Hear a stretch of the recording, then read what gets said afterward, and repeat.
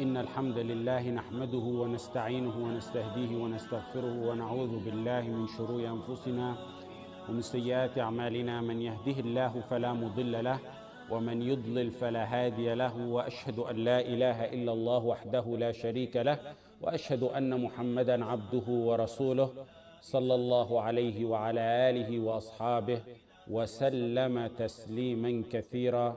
أما بعد. So far we took, number one, for your outline, a brief introduction.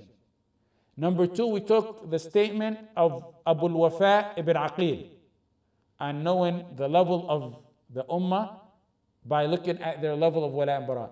Number three, we took a brief reply of those who shed in their Aqidah, and then they claim they're like a Shafi'i. Number four, we took the danger of playing games with Islamic terminology. And that's a canon aimed at Walaa and Baraa. Walaa and Baraa protects the overall terminology of Islam in general.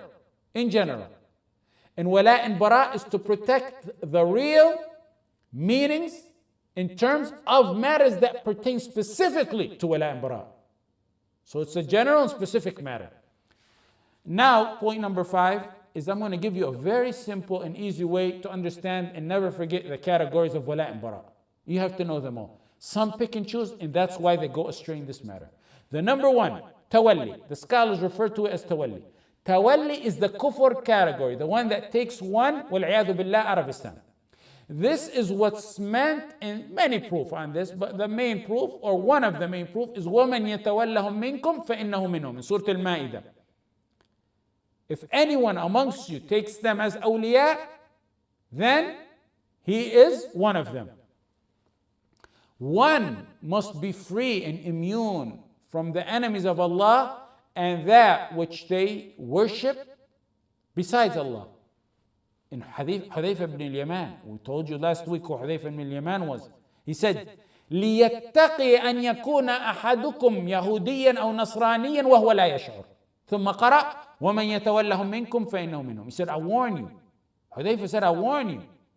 Let one of you fear of becoming Jewish or Christian, meaning let one of you fear leaving Islam without even knowing it, without even perceiving it. And he recited, وَمَنْ يَتَوَلَّهُمْ, this matter, وَمَنْ يَتَوَلَّهُمْ مِنْكُمْ فَإِنَّهُ مِنْهُمْ. Take a few examples to know. So we said this is the category that any proof that you see where it's kufr, then it's this category. And those of you who write precisely or wait for the recording, because a word could throw you off with this, with the examples. Let's take a few examples. One of them is, for example, love of shirk. Love of shirk. Love of shirk in itself is a negator and a deficiency in Walaa and Baraa. Love, another example, love of the people of shirk for their shirk. That's automatically negator. A third example, love of kufr. Love of kufr, likewise, like the first one we mentioned, like shirk. Even if he's by the Kaaba, holding the gates of the Kaaba, even if supplicating, that's kufr, that's a negator. If one is on his prayer carpet, offering salah, while at the same time loves kufr, we mean the belief kufr, then he negated his deed, wal-Iyaathu Billah.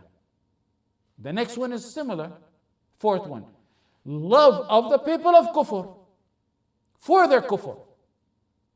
Even if one love of the people of kufr for the kufr, even if one is laying down in his bedroom or standing on the prayer carpet or holding on the gates of the Kaaba without doing anything, that in itself right there is a negator. Wal-Iyaathu Billah.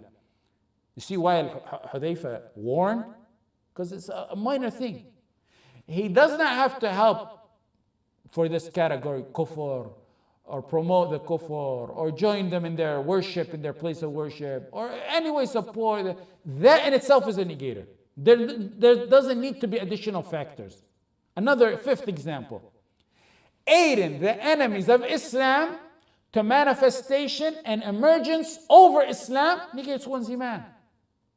All these examples and anything fallen under this is Tawalli.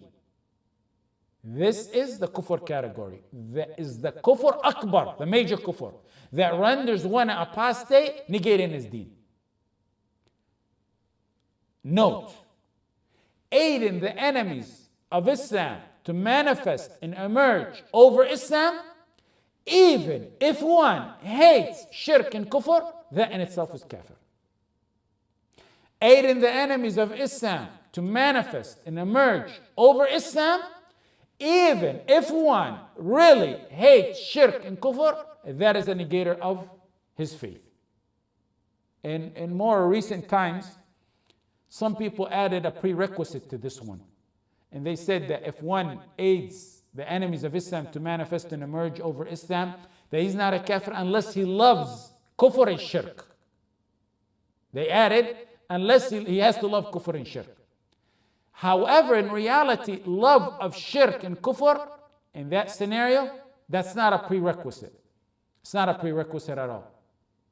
The talk on the story of Hatib ibn Abi Balta'a, which both sides use, is very lengthy, and we really can't go through it because it's very lengthy. If it happens that one aids the enemy of Islam to emerge over Islam, and at the same time loves their kufr for their kufr, then he has fell in a combo of negators too. Kufr on top of kufr. Negator of aiding in the manifestation over Islam, and the negator of loving kufr. So then he fell in two. It's not a condition, it's two separate ones. Ibn Hazm mentioned the ijma' in his book al-Muhalla.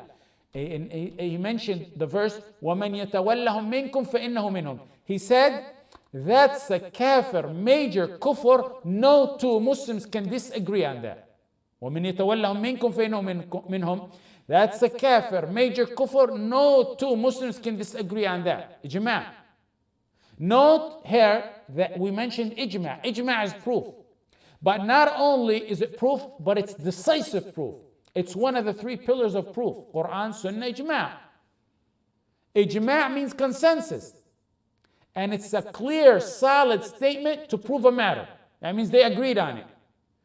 Al-Shawkani in his book Irshad al-Fuhul, this is more of a usul thing, or more of a book structure thing.